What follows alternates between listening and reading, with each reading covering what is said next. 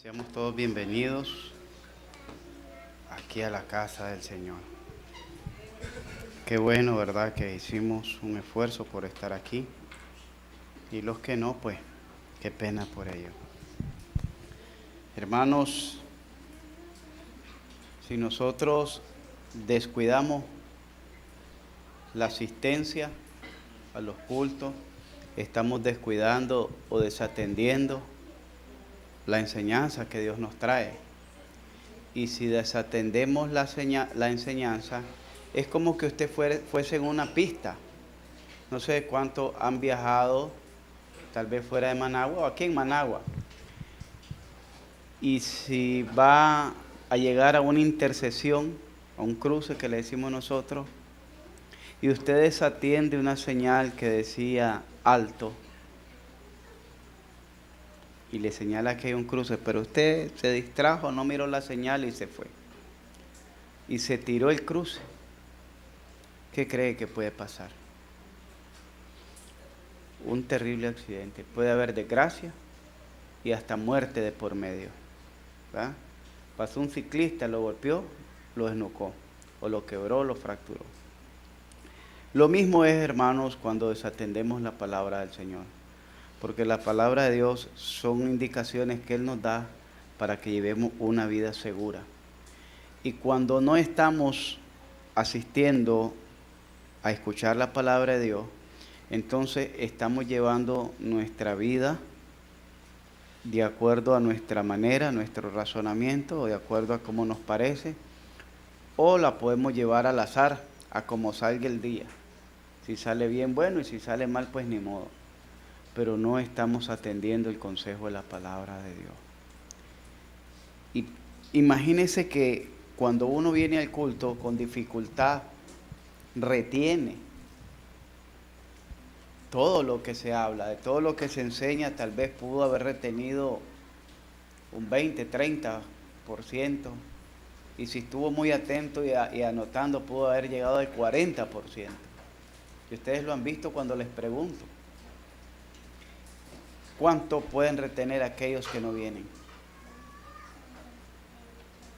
¿Y sabe cuál es la tristeza?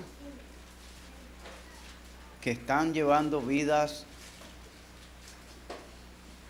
en caos, en desorden, en problemas, y ni aun así procuran buscar de Dios.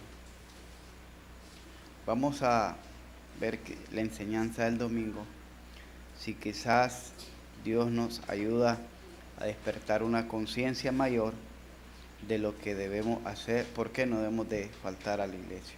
Hemos enseñado mucho, pero parece que todavía hay algunos que no han aterrizado, porque se enseñó razones por qué no deberíamos de faltar a la iglesia. Por aquí entró y por aquí salió. Pero si usted les pregunta cómo está la familia, le comienzan a decir problema aquí, problema allá. ¿Pero por qué? Porque subestiman la participación de Dios dentro de la familia, de la convivencia familiar. Si no tomamos a Dios en cuenta en nuestras decisiones, dice que vendrán vientos, golpearán con ímpetu contra aquella casa y caerá y será grande su ruina. Estoy contento porque ya miro a la hermana. ¿Cómo sigue, hermanita? Mejor. ¿Está bebiendo agua de aguacate? ¿Segura? Que ahí le echamos unas macumbitas, ¿verdad? Ivania tiene esas macumbitas ahí. Eso es bueno, mi mamá se lo recetó, ella lo aprendió de alguien, y a Ivania le cae muy bien eso, el agua de aguacate, cuando hay infección renal. Queda bien. Hermanos, para aquellos que están con gripe, pues está dando otra variante del COVID que todavía no se ha hecho popular, para no hacer quedar mal a las vacunas. Entonces, en los Estados Unidos están abarrotados los hospitales. Aquí pues ha golpeado menos o de una manera más camuflada, porque la gente lo está confundiendo con el dengue, con la malaria. Pero ha sido menos agresiva que las anteriores, pero sí está afectando de alguna u otra manera. Yo estuve como 3, 4 días con la neuropatía, que es un ardor en la piel, aquí en el pecho, y en los hombros y en los pies. Pero solo un día me anduve trancado, pero estuve más con lo de la neuropatía. Gracias a Dios pues me estuve poniendo unas inyecciones ahí, mi esposa me inyectó y me ayudó bastante. Pero después miro un caso aquí, otro caso aquí, varios casos. Entonces ya dije, no, por aquí anda este bandido zorro todavía comiéndose los huevos del gallinero.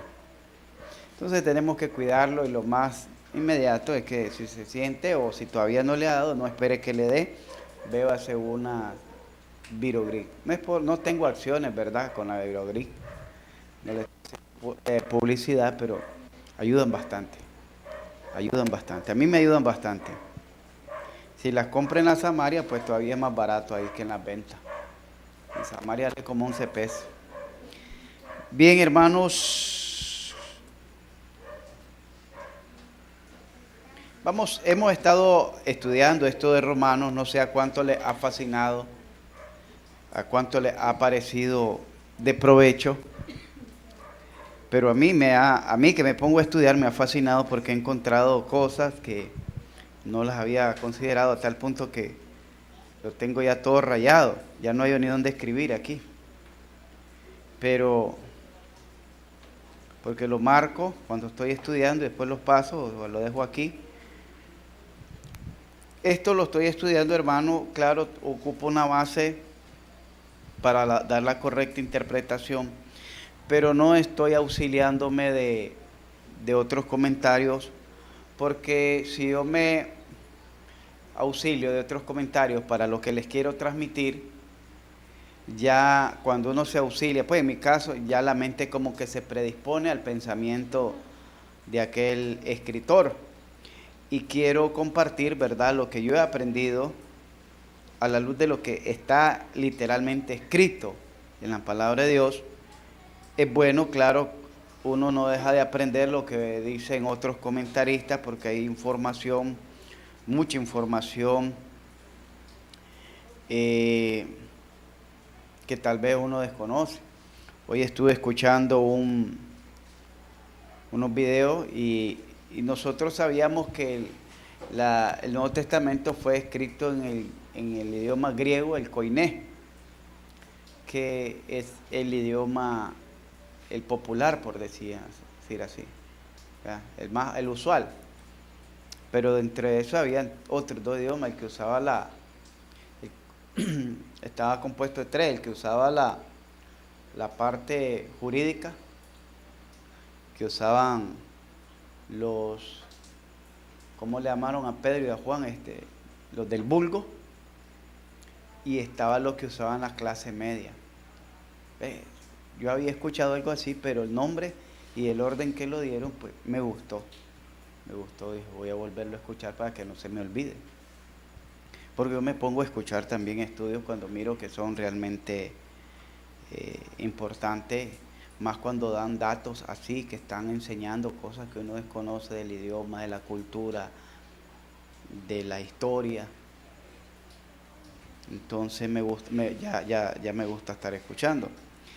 Y esta parte de este libro dice que Romanos fue escrito en el idioma del griego jurídico, el aspecto del griego, pero el jurídico, no el que hablaban del vulgo. Y quizás por eso es que uno encuentra una profundidad en lo que habla la justicia y la soberanía de Dios. Vamos a ver entonces a estudiar el capítulo 9. Estuvimos estudiando, hermanos, hoy es jueves, creo que el martes, el problema de Israel, ¿verdad?, de los judíos. Estuvimos viendo el martes que era que si nuestra justicia no era mayor que la de los escribas y fariseos, no podríamos entrar en el reino de los cielos. ¿Recuerdan el texto? La cita bíblica. Mateo 5, 20. Y estuvimos estudiando algunos aspectos de la justicia de ellos en Mateo capítulo 23, el Señor los acusa y le da muchos ay. Ay, porque hacen esto y dejan de hacer lo otro. Y una de las acusaciones es porque dice que recorrían mar y tierra para hacer un prosélito. Y una vez hecho, lo hacían 2 veces hijos del diablo más que ellos. Un prosélito es un discípulo. Oiga bien. ¿Y cuánto recorremos nosotros? Si ellos recorrían mar y tierra para hacer un prosélito. Que un prosélito es un pagano que se convertía al judaísmo. ¿Cuánto recorremos nosotros por alcanzar un inconverso para que se vuelva cristiano? Ni una cuadra. El sábado casualmente vamos a tener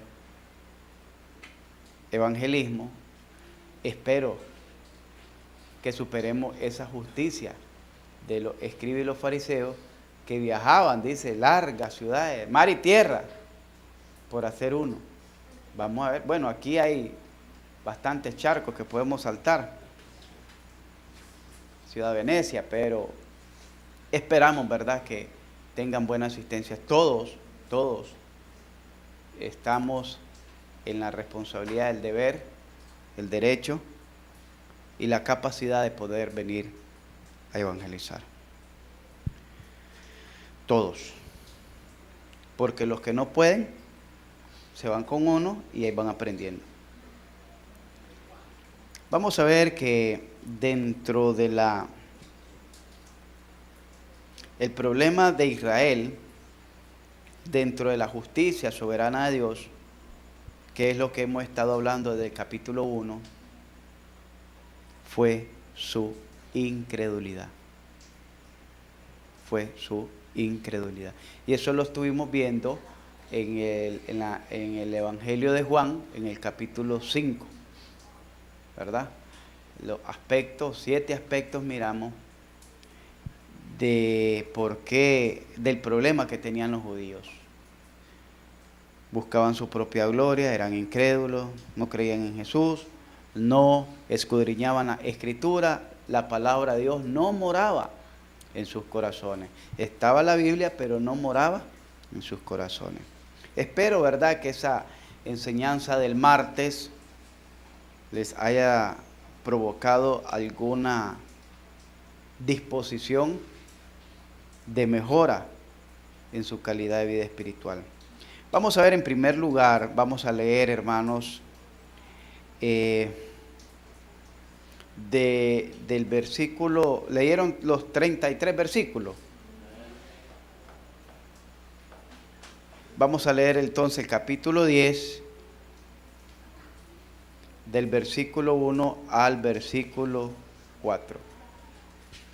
Romanos capítulo 10, del verso 1 al verso 4, que es la continuidad de esta exégesis que hace el apóstol Pablo a los judíos. Dice así, síganme ahí con la vista: hermanos, ciertamente el anhelo de mi corazón y mi oración a Dios por Israel es para salvación. Porque yo les doy testimonio de que tienen celo de Dios, pero no conforme a ciencia. Porque ignorando la justicia de Dios y procurando establecer la suya propia, no se han sujetado a la justicia de Dios. Porque el fin de la ley es Cristo para justicia a todo aquel que cree. Padre, te damos gracias, rogamos de tu misericordia, de tu compasión por nuestras vidas, por nuestras almas, por nuestra familia, Señor, que todavía no han procedido al arrepentimiento. Rogamos, Señor, que en la multitud de tu misericordia, que en la multitud de tus piedades, Señor, y en la abundancia de tu gracia, tú alcances al resto de nuestra familia que todavía no es salva. que la obra de Jesucristo en la cruz del Calvario sea suficiente para alcanzar sus almas y sus vidas, Señor. Acuérdate de ellos, Señor. Y acuérdate de nuestras oraciones por ellos. Y entre tanto, ayúdanos, Señor, a que tampoco nosotros nos olvidemos de la gran necesidad que tienen ellos de ser salvos. Perdona, oh Dios, nuestra indiferencia. Perdona, oh Dios, nuestra dureza. Perdona, oh Dios, nuestra jactancia. Perdona nuestros pecados. Perdona nuestras debilidades. Perdona, oh Dios, los errores que cometemos a cada instante. Perdona, oh Dios, nuestras debilidades y faltas que cometemos. Porque reconocemos que aunque procuremos hacer cosas justas, quizás delante de tus ojos no lo sean, Señor. Y por ello te pedimos perdón. Y te pedimos piedad por aquellos hermanos que están urgidos de tu misericordia, de tu favor. Que los alcances, Señor, para que no se pierdan, Dios. Por Cristo Jesús te lo pedimos. Amén. Bien, mis hermanos, estos capítulos de Israel, quiero decirles, hermanos, que deberíamos de pensar, más adelante casi ahí lo dice, creo que en el capítulo 11. Piense como que usted es un israelita. Porque en lo espiritual, si usted ha nacido de nuevo, usted es un hijo de Abraham. Si usted ha nacido de nuevo, usted es un hijo de Abraham. Si usted no ha nacido de nuevo, obviamente, no puede sentirse como un hijo de Abraham. Y cuando hablamos como un israelita, no estamos hablando de lo terrenal. No es que usted va a ir a la embajada y va a tener derecho a visa y a cuestiones y viajar a Israel, a Palestina o a Jerusalén. No. Estamos hablando del Israel de Dios, que dice Gálatas capítulo 6. Pero vamos a ver, hermanos, que el apóstol Pablo, en primer lugar, tiene una carga en su corazón. Una carga. Yo les pregunto, dentro de sus familias, ¿cuántos de aquí tienen familiares inconversos en su familia? Levanten su mano. Que no son cristianos, levanten su mano. ¿Cuántos tienen familiares inconversos? Qué bueno. Solo Jordan, todos son convertidos. ¿Verdad? Pero entonces mire, en primer lugar vamos a ver que en su corazón, si en realidad en su corazón mora Cristo, si en su corazón ha sido derramado el amor de Dios, dice la Escritura que debe haber un dolor y una tristeza por la salvación de la familia. Es decir, si usted sabe que en su familia hay miembros de su familia que no son salvos,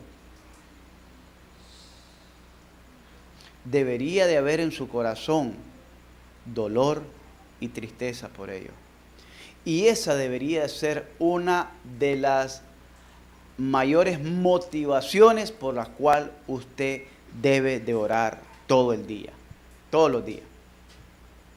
Oiga bien, si no tiene motivación por qué orar, ahí tiene una muy fuerte, porque aquí donde hemos estado leyendo, donde leímos, dice: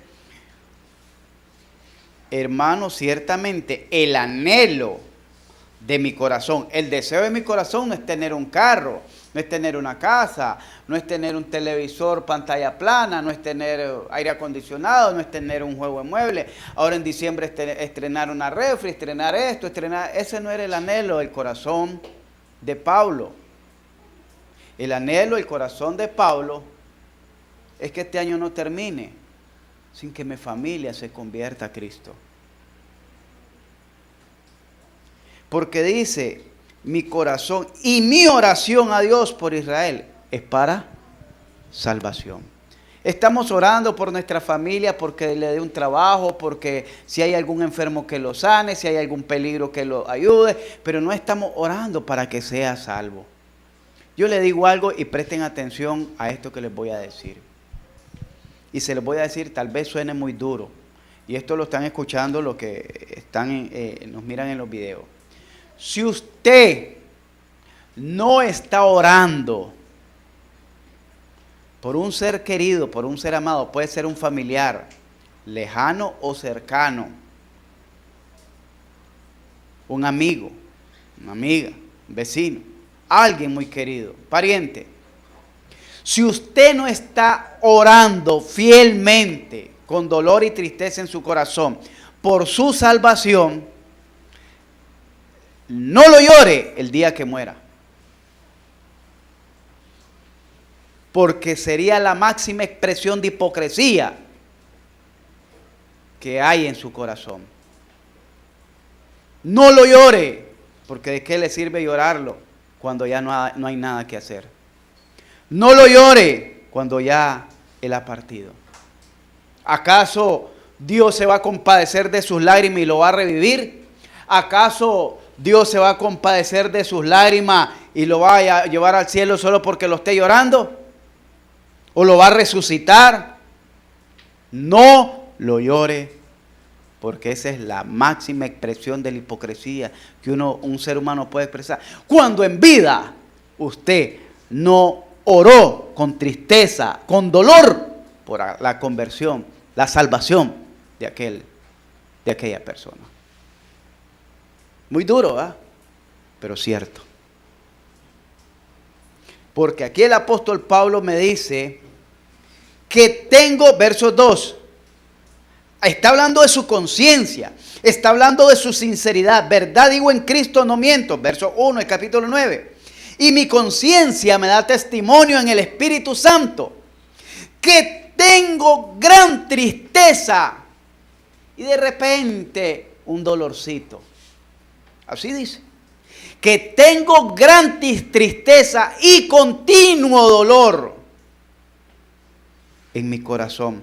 Porque deseara yo mismo ser anatema, separado de Cristo por amor a mis parientes, por amor a mis hermanos, los que son mis parientes, según la carne. Pablo no era indiferente a su familia. Pablo no dijo, ay, verán ahí, la salvación es individual. ¿A quién busqué lo suyo? Ya les dije una vez que no. A Pablo, para que usted se dé cuenta, oiga bien, los jóvenes lo corrieron de su casa. A Pablo lo desechó la familia. Porque Pablo llegó a convertirse en cristiano y obviamente dentro del seno de la familia llegó a convertirse en la vergüenza de la familia. Era un anatema para la familia. Entonces quedó, como dicen, expatriado, tirado a la calle a su suerte. Sus amistades lo desecharon. Del trabajo que él tenía como fariseo, lo corrieron. Él quedó en el completo desamparo, pero Dios no lo desamparó. Pero a pesar de que su familia lo había rechazado, a pesar de que su familia lo había negado, sus amigos lo abandonaron, aquellos que una vez anduvieron con ellos en el Sanedrín y se reunían con él, ahora lo miraban con desprecio. Al contrario, antes lo trataban, lo mandaban a llamar, ahora andaban buscando cómo echarlo preso.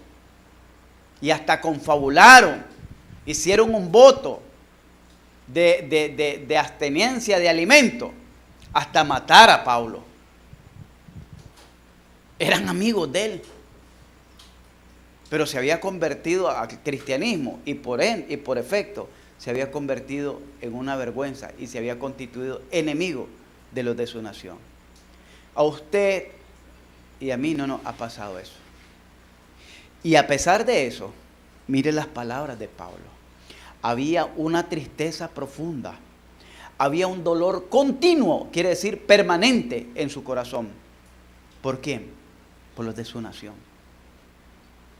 Pero eso no era solo un sentir emocional, sino que también eso le conllevaba a tomar una acción. Uno les predicaba, no me creen, a mí está bien, pero yo voy a confiar en aquel que puede transformar los corazones, en aquel que puede transformar los pensamientos, en aquel que puede transformar la vida. ¿Y qué me toca por hacer? Bueno, si ellos no me quieren escuchar a mí, si ellos me han sacado a pedrada, me han sacado colgado en una canasta, me han flagelado 4 veces, dice que le dieron 30 azotes, 40 azotes menos uno, recibió de los judíos por predicarle, por demostrarle ese amor. Entonces dijo, el anhelo de mi corazón, el deseo de mi corazón, no es que les vaya mal. Ojalá y se vayan al infierno. No les dijo eso. No es que Dios los castigue, no es que Dios les haga llover fuego y sean consumidos. El anhelo de mi corazón y mi oración a Dios por Israel es para salvación. ¿Estamos entendiendo, no? Entendemos que la salvación es un acto soberano de Dios. Eso lo hemos entendido. Sí, Dios va a determinar. Pero entre tanto, ¿qué hacemos nosotros? Esperar a ver pasar el tren. A ver cuándo Dios hace la obra. Y no leímos ahí, bueno, vamos a llegar el próximo, si Dios lo permite, donde dice, ¿y cómo creerán si no hay quien les predique? ¿Y cómo nuestra familia va a creer si nosotros no le mostramos el amor de Dios en nuestro corazón? ¿Y cómo nuestra familia va a creer que Dios está obrando en nuestras vidas si siempre llegamos con el mismo temperamento, impulsivo, violento, airados, amargados? ¿Cómo van a creer? ¿Cómo van a creer si miran que la mundanalidad en nuestras vidas no ha cambiado? Es la misma. Tal vez cambiamos de manera de hablar o de vestir, pero la manera de actuar, que es lo más importante, no la hemos cambiado. Y alguien decía que tus actos, tus hechos, hablan tan fuerte que no me dejan escuchar tus palabras. ¿Qué quiere decir eso? Que por mucho que usted quiera decirles cosas bonitas de Dios, cuando lo quiere decir, sus acciones, sus actitudes, su comportamiento, su conducta, es más fuerte la voz de lo que habla que sus palabras. Es decir, quizá su conducta reflejan todo lo contrario de lo que está expresando con su palabra. Sí, entregate a Dios, Dios cambia. ¿Y por qué no te ha cambiado a vos? Dios te hace una nueva criatura, pero sos la misma persona vulgar, amargada, maldiciente de siempre. ¿Me están siguiendo, hermano? Nosotros no podemos ser indiferentes a la labor de Dios. Es decir, Dios tiene una labor de salvar a su pueblo. Dios tiene un proyecto que ya prácticamente en los planes de Dios, en los diseños de Dios, Dios ya lo hizo.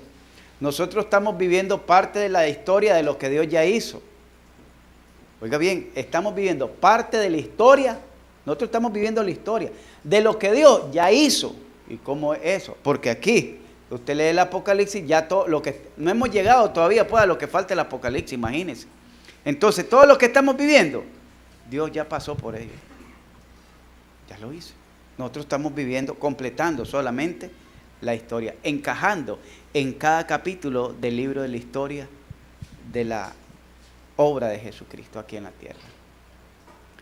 Pero no por eso me voy a tener. No, también Dios me dio una responsabilidad y una labor que hacer, y es predicar su palabra. Y eso lo estuvimos viendo los domingos que está pasando con la predicación. Entonces miramos, hermano, que el extremo era tanto el dolor en el corazón y la tristeza del apóstol Pablo, que decía, deseara yo ser anatema. La palabra anatema quiere decir maldito. Maldito. ¿Y por qué? Maldito. Y a continuación, separado de Cristo. Todas las personas, oiga bien, que no está en Cristo, está bajo maldición. Y alguien que está bajo maldición es un maldito. Palabra más fuerte, pastor. Es como que le dijera, el que rehúsa creer en Jesucristo está bajo la ira de Dios. ¿Y es que estar bajo la ira de Dios? Estar bajo maldición. Entonces, dése cuenta, examine bien estas palabras, en qué condición se encuentra aquel ser amado. Puede ser su hijo, puede ser su hija, puede ser su hermano, puede ser su hermana, puede ser su pana, su prick, my brother, my friend, todo lo que usted quiera. Su tía, su abuelita, a la que le lleva a dar santito. Si no está con Cristo, va para abajo. ¿Y qué está haciendo usted? En vez de irle a dar santito, llévele el consejo de la palabra. Pequeño. Pequeño. Y si ya no puede, y está la viejita ahí, póngase a cantar. Sin Cristo nada somos en el mundo. Sin Cristo nada podemos hacer. Ni las hojas de los árboles se mueven, si no es por su poder. Por ahí le puede entrar, ¿verdad? Póngase ahí.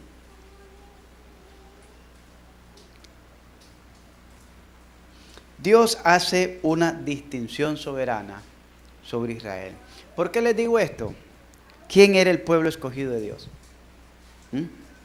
¿Quién era el pueblo escogido de Dios? Israel. A tal punto que le dijo a Israel, te he escogido de entre todas las naciones. No porque eras más fuerte, porque era el más pequeño de todos.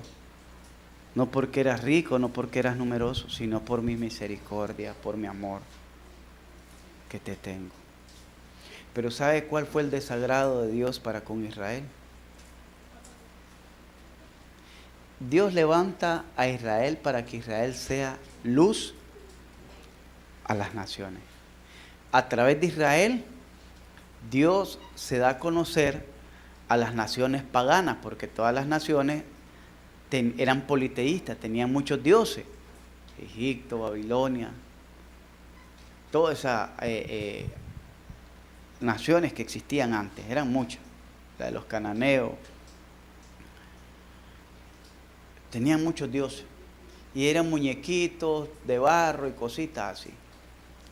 Pero Dios se revela a un pueblo que era esclavo, insignificante, para que a través de ese pueblo Dios glorificara y mostrar su poder, mostrar su omnipotencia, mostrar su deidad, mostrar su soberanía, mostrar su santidad.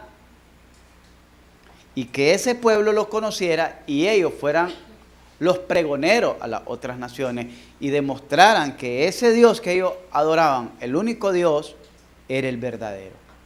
Pero ¿qué hicieron? Apartaron al Dios único y verdadero y se entregaron a aquellos dioses falsos.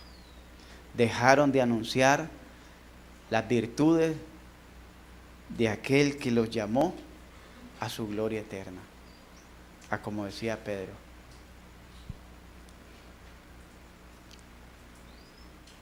¿Quiénes eran los israelitas? Dice, versos 4. Dice que los israelitas eran de los cuales son la adopción, la gloria, el pacto, la promulgación de la ley, el culto y las promesas. Mire lo que es israelita. Eran. ¿Cuánto tenían para con Dios? La adopción. Cuando Dios los adoptó, dice que los llevó como le llama, sobre las alas de las águilas, dice que los transportó en el desierto. Los adoptó como un pueblo suyo. Ustedes serán ahora mi pueblo y yo seré su Dios. Nación santa, real sacerdocio, pueblo escogido por Dios. Así que no se jacte si usted se ha sentido un escogido, porque si Israel, siendo escogido, fue desechado por su dureza, por su rebeldía, ¿cuánto más un gentil? La gloria. Una de las características de los errores que cometieron los judíos, dijimos que era que buscaban la gloria de los hombres y no la gloria de Dios. Cuando decimos buscar la gloria, es buscar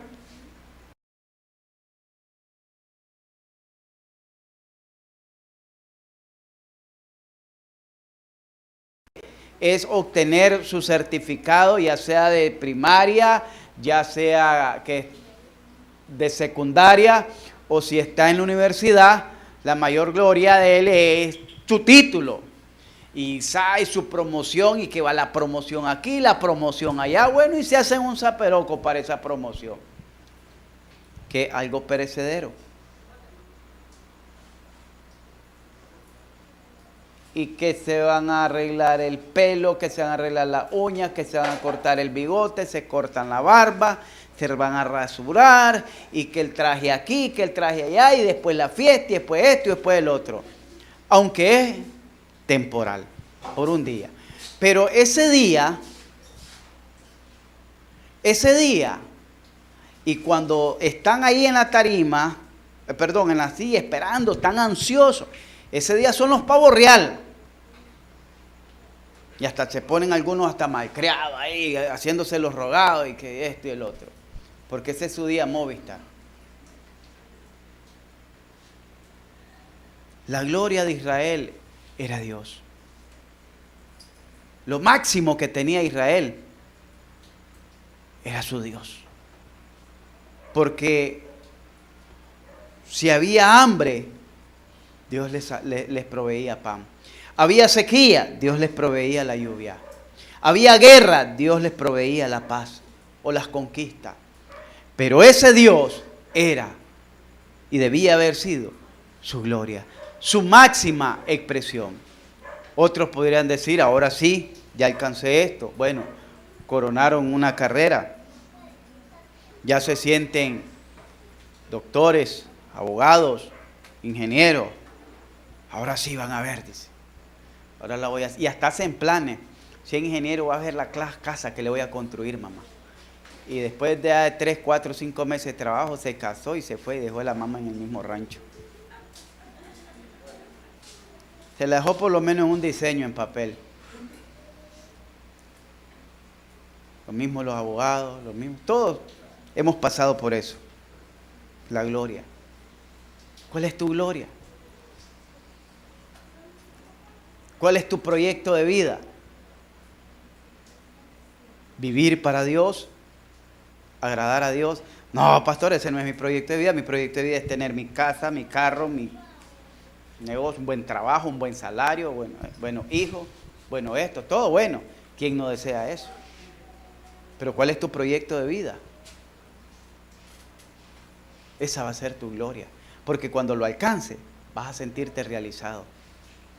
Vas a sentirte realizado. Tu proyecto de vida. El proyecto de vida de Israel era su Dios. Era su Dios. Pero fallaron. El pacto. Estaba estudiando los pactos, pero aquí dice el pacto. ¿A qué pacto se refiere? El pacto. Era el pacto condicional que fue dado allá en el Sinaí y ratificado en Deuteronomio, allá en las tierras de Moab. Ratificado antes de entrar a la tierra prometida. El Deuteronomio 27 creo que donde dice: si cumpliere todas estas leyes que te prescribo hoy, estas bendiciones te seguirán y te alcanzarán. Pero si te apartaras de ellas, todas estas maldiciones te seguirán y también te alcanzarán. Quiere decir que era un pacto condicional con promesas terrenales. El pacto de la ley. El pacto. ¿De quién era ese pacto? Únicamente que había hecho Dios con Israel. ¿Lo había hecho con otras naciones? Los mormones, los amigos mormones, dicen que entre tanto allá Dios estaba con Moisés, aquí estaba con Moroni. Así dicen los amigos mormones. Y entre tanto allá Moisés estaba en el Sinaí, aquí Moroni estaba en Norteamérica bautizando. Y salen unas figuras bonitas, pero esa civilización no se encontró aquí. Parece que se hundió en el hielo, en el terremoto, no sé dónde habrá sido eso de los mormones. Porque esa civilización no se encontró. Cuando vinieron aquí los europeos, hallaron allá a los apaches, a los cheyennes, y aquí hallaron a los mayas, a los aztecas, pero no hallaron esa civilización de Moroni. Entre tanto, allá le dio unas tablas de piedra a Moisés, aquí tenía unas tablas de oro. Porque allá en el Sinaí no había oro, aquí había bastante oro, habían bastante minas, entonces se las dio de oro. Eso no existe, hermano. Esas son, ¿cómo le llaman? Cuentos de camino, fábula, interminable. Pero miramos que dice que el pacto, porque es un pacto que Dios hizo con Israel, la promulgación de la ley. Cuando dice la promulgación de la ley es porque Dios había extraído de una nación, de un imperio, la nación más poderosa, la nación más rica, tanto económicamente como en sabiduría, como en matemática, en ciencias ocultas. Ahí miramos la astrología, ahí miramos la medicina, ahí miramos la matemática, la astronomía y la astrología en Egipto. Una cuna de sabiduría. Ahí se inventó el papiro, que es el papel para escribir. Y se inventaron muchos canales de riego. Ahora nosotros hablamos canales de riego, sabemos que abrir una zanja para que corre el agua. Pero en aquellos entonces los canales de riego era una maravilla, como los jardines colgantes de Babilonia. Uy, ¿qué es eso? Es unas terracitas que hicieron en un cerro. En aquel entonces era una maravilla, y llegó a ser una maravilla del mundo los jardines colgantes de Babilonia. La promulgación de la ley,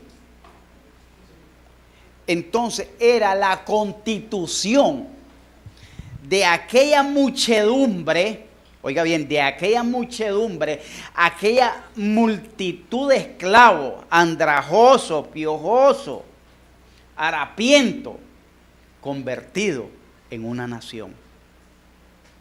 Una multitud de esclavos. Un esclavo no anda bien vestido. Un esclavo no anda bien comido. Un esclavo no duerme bien.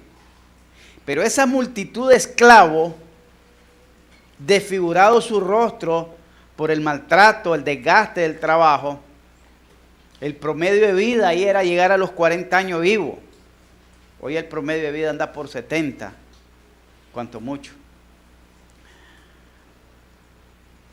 Esa multitud de esclavos salen de esa nación poderosa, de esa nación rica en agricultura, mire, en ciencia, como le dijimos, en medicina, astronomía y astrología. cómo Dios la saca libre de ahí, cómo Dios la libera. Y una vez que la libera, la traslada, la hace pasar por el desierto, primero por el mar y después por el desierto. Y estando en el desierto, la constituye en una nación. La constituye en una nación. Pero una nación está conformada por 3 factores principales: un pueblo, una constitución y un territorio. Una vez que saca Dios a ese pueblo, le da la constitución, que es la promulgación de la ley. Para que Dios, cuando le dice la promulgación de la ley, es porque esa nación iba a regirse bajo los estatutos, los mandatos, los preceptos de Dios, los decretos de Dios, donde Dios iba a ser su rey. Dios lo iba a gobernar en una teocracia, pero se la da primero y después lo iba a introducir a la tierra prometida. ¿Cuánto tiempo pasaron en salir de Egipto y llegar a la tierra prometida? ¿Cuánto?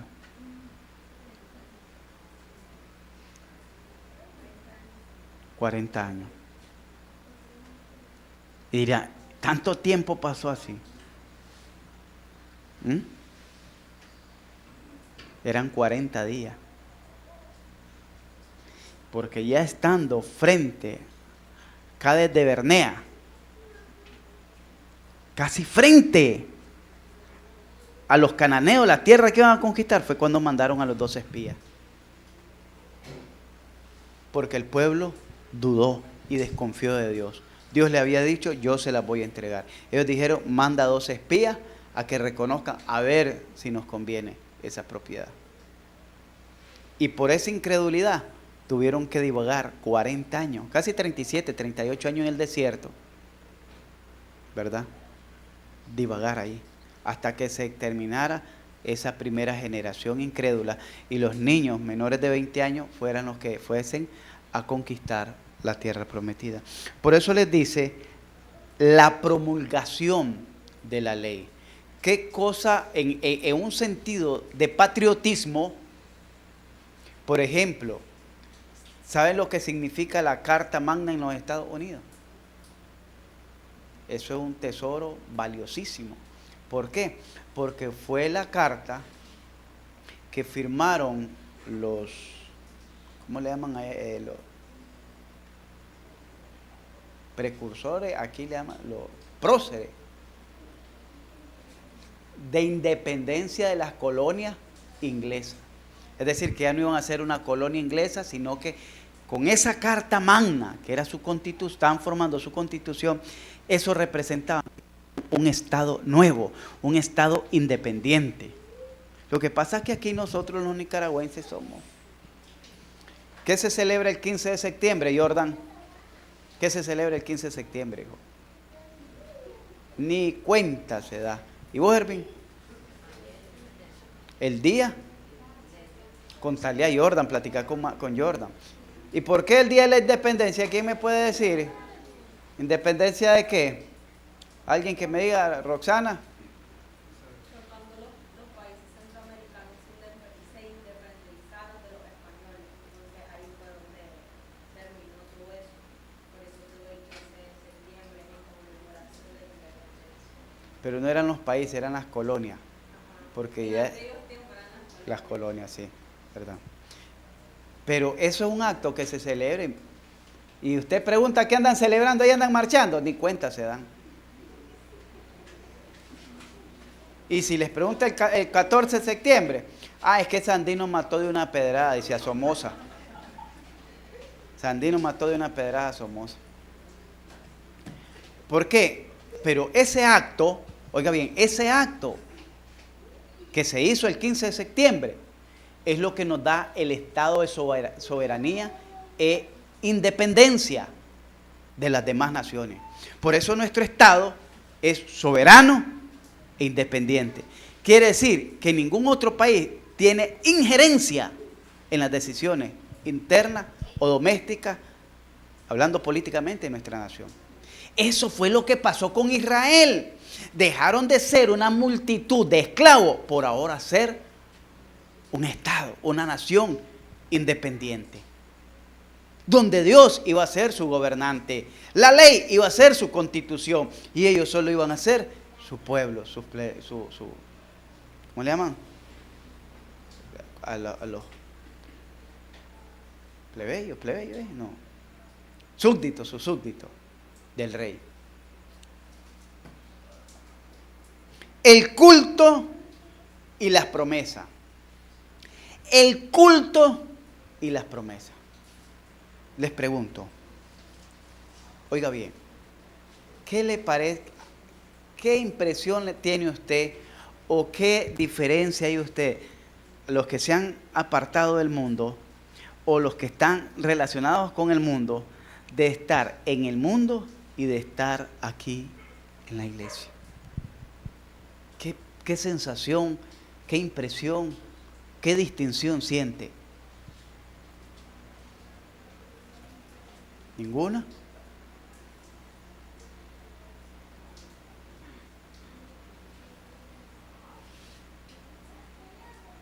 ¿Le acuerda que hay mi amigo a veces me dice, hombre, y allá está la moneda que le bailaste a Santo Dominguito?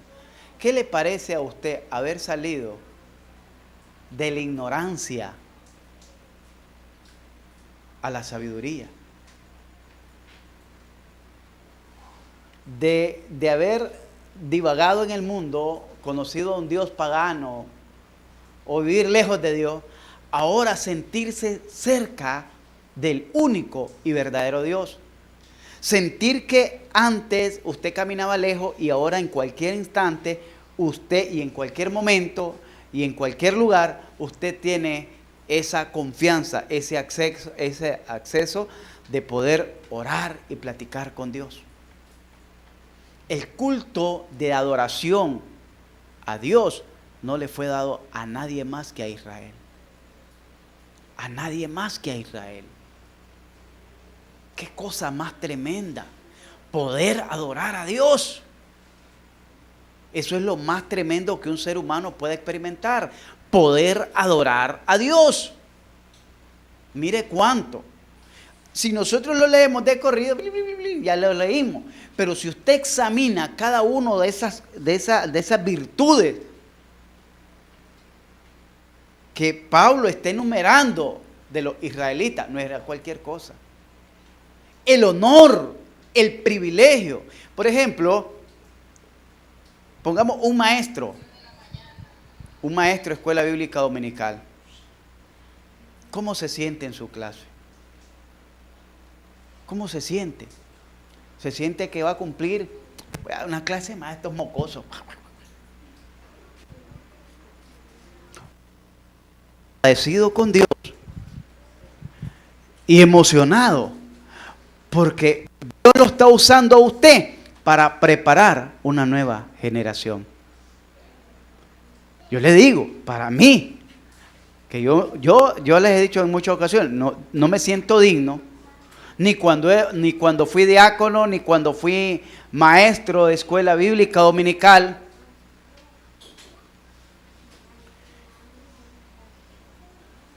Hace poco estuve conversando con un muchacho que yo fui su maestro. Yo creo que les hablé de él. Y me decía, pastor, usted para mí siempre va a ser mi maestro de escuela dominical. Y lo acaban de nombrar de pastor en una buena iglesia, grande. Pero en ese entonces yo me sentía indigno de ser maestro a aquellos jóvenes, porque tenía varios jóvenes que eran estudiantes del instituto bíblico y yo no había pasado por un instituto bíblico. Pero qué gozo, como dice el himno, gozo da servir a Cristo. Es una alegría, una satisfacción que usted pueda ser instrumento en las manos de Dios. Instrumento en las manos de Dios. Sentirse útil en las manos de Dios. Oiga bien. Si alguien viene, por ejemplo, y vienen, ¿cómo le pudiéramos decir? Los organizadores del barrio. hacer una actividad, van a hacer una actividad social y le dicen, venga hermano Byron, venga compañero Byron, venga, o don Byron, venga, a usted lo vamos a poner encargado de hacer esta actividad. Wow, dice usted.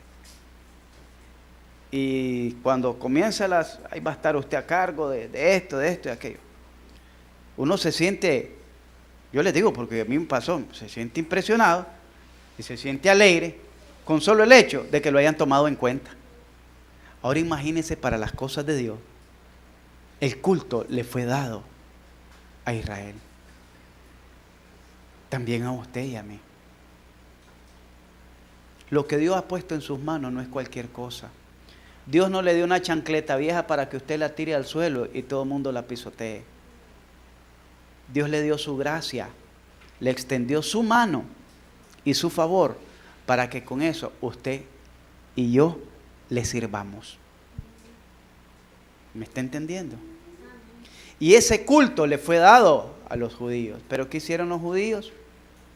Lo tomaron de una manera liviana, ligera. Y así a veces tomamos nuestra vida espiritual. Así a veces tomamos nuestras oraciones. Así a veces tomamos nuestras responsabilidades dentro de la iglesia. Como cualquier cosa. Como que es más importante otras actividades seculares que las cosas del Señor. Y le damos más relevancia a compromisos seculares que a los compromisos que tenemos con Dios. Pero déjeme decirle que eso es cuando no conoce a qué Dios está sirviendo. Porque el Dios que me está hablando aquí es el amo, dueño y creador de todo el universo y todo lo que existe. Imagínese a qué Dios le está sirviendo a usted. No es a un Dios de palo, no es a un Dios de yeso ni de piedra. Es a un Dios único y verdadero que solo dijo, sea la luz, y ahí estaba la luz. Y que hizo que ese sol, que no era un sol, con su palabra se hiciera sol. Y con su palabra, ese sol pudiera destellar una luz. Y en la noche a la luna, que reflejara la luz del sol, como una linterna. A ese Dios maravilloso, poderoso, que separó con su palabra las aguas que estaban por encima de la expansión de las aguas que estaban debajo de la expansión, y las juntó como si las juntasen en sus manos en un solo bloque, en un solo lugar, y le dijo a las aguas, de ahí no pasaréis. Les puso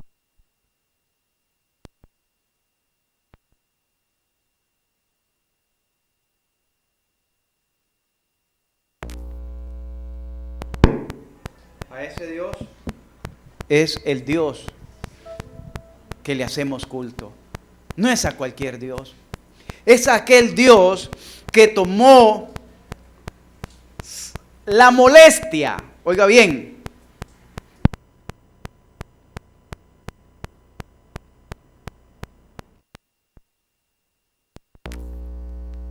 establecerse aquí en la tierra, llenar sus manos de arcilla, de lodo, y formar de ese lodo un hombre a su imagen y a su semejanza. A ese Dios es el que usted y yo servimos. Y ese Dios no está distante. Pues recuerde que nosotros solo estamos viviendo, completando la historia de lo que Él ya hizo. Y un día vamos a estar de frente de ese maravilloso Dios, que quizás nuestros ojos no lo van a poder ver, ni contemplar su grandeza, su esplendor, como lo hizo Isaías, como lo hizo Ezequiel, aún el apóstol.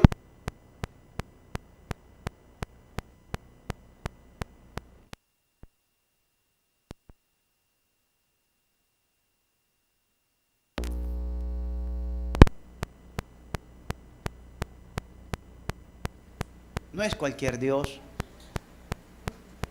No es cualquier Dios. Es el Dios omnipotente, creador de todas las cosas. Aquel que le dijo a las aguas produzcan peces y aves. Y las aguas le obedecieron y produjeron todo tipo de peces y todo tipo de aves. Y a la tierra le dijo, produzca toda especie de planta. Y le dijo a la tierra, produce toda especie de animal. Y la tierra obedeció a su voz y produjo toda especie de animal y de planta. ¿Usted está dispuesto a obedecer a esa voz de ese maravilloso Dios? Porque a Israel le fue dado ese culto de adorar y de honrar a ese Dios. Adorar y honrar a ese Dios. Bien dijo Jesús, este pueblo de labios me honran, mas su corazón está lejos de mí. ¿Qué quiere decir? Lo puede honrar, pero no lo está adorando. Y fue a nosotros, a esta muchedumbre, a la iglesia, gente que no tenía conocimiento de Dios, gente que caminó lejos de Dios, le fue encargado ahora el culto de adorar a ese Dios. Y también le fue dada, dice, las promesas. Las promesas. Y esas promesas, algunas de esas promesas todavía están vigentes. De quienes son los patriarcas y de los cuales según la carne vino Cristo, el cual es Dios sobre todas las cosas. Qué honor, qué privilegio tuvo Israel que de su pueblo saliese el Dios encarnado. Que de su pueblo se levantase ese Dios encarnado. Pero ¿sabe cómo lo recibió ese pueblo? Cuando estaban delante de Pilato, y Pilato dijo, aquí está este hombre, es un criminal, es un homicida, pero la costumbre dice que soltemos dos, presentemos y soltemos uno y el otro muera. Aquí está este hombre llamado Barrabás. Es criminal, es homicida, es una vergüenza social, es un problema social. Este hombre es un hombre nefasto, esto no sirve. Pero también a este lado me han entregado a este justo, Jesús, a quien ustedes llaman el rey de los judíos. De Jesús no dio malas referencias. ¿A quién quieren que le entreguen? ¿Qué dijo la gente? A Barrabás. Y asombrado, Pilato todavía le da una oportunidad. ¿Y qué quieren que hagan con este Jesús? Porque ni modo, me pidieron a este. Y la ley dice que el pueblo va a decidir de entre los dos, uno viva y otro muera. Crucificarle. Crucificarle. ¿Qué va a hacer usted con Jesús? ¿Lo va a mantener colgado en la cruz? ¿O va a hacer que nazca en otro corazón? Cada vez que un creyente o que una persona se arrepiente de corazón, ahí nace Cristo. La Navidad, que es la que todos están esperando, no es el hecho de que Jesús haya nacido hace más de 2000 años. La Navidad, la verdadera Navidad, es el hecho de que Jesús todavía sigue naciendo en muchos corazones. En muchos corazones. Pero eso va a depender también del trabajo que nosotros hagamos. Las promesas. Del cual dice, vino Jesucristo, el cual es Dios. ¿Qué va a hacer con lo que ha aprendido? ¿Qué va a hacer con lo que has conocido? ¿Qué va a hacer con tu familia que no se ha arrepentido? ¿Qué vas a hacer con tu vecino, con tu compañero de trabajo, con tu hijo, tu hija, tu papá, tu mamá, tu tía, tu abuela? Ay, es que ellos son católicos. Ah, pues que se vayan al infierno porque son católicos. Que vayan a atizarle el fuego a Satanás, a don Sata, decía alguien. O que le vayan a peinar la barba a Caifás. ¿Eso querés? Terminamos y dice: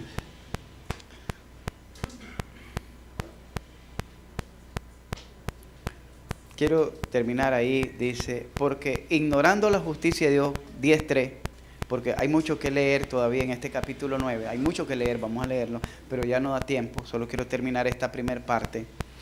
Porque ignorando la justicia de Dios, ¿qué hicieron?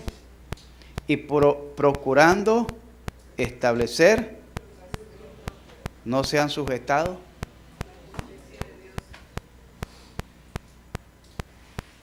¿Cuál va a establecer usted? ¿La suya o la de Dios? ¿Cuál obra va a ser, la suya o la de Dios? ¿Cuál voluntad va a ser, la suya o la de Dios? Jesucristo nos fue dado a cada uno de nosotros. Jesucristo nos fue entregado a cada uno de nosotros. ¿Qué va a hacer ahora con él?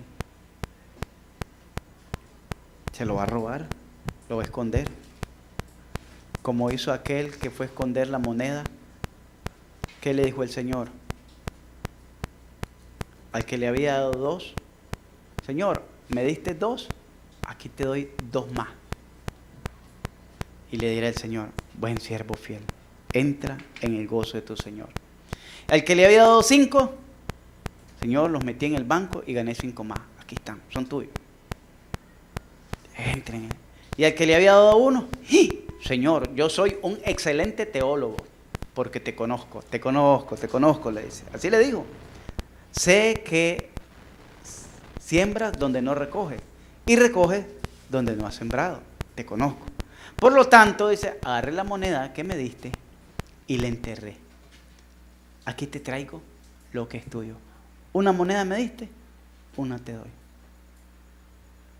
¿Sabes lo que le dijo el Señor? Siervo malo y negligente.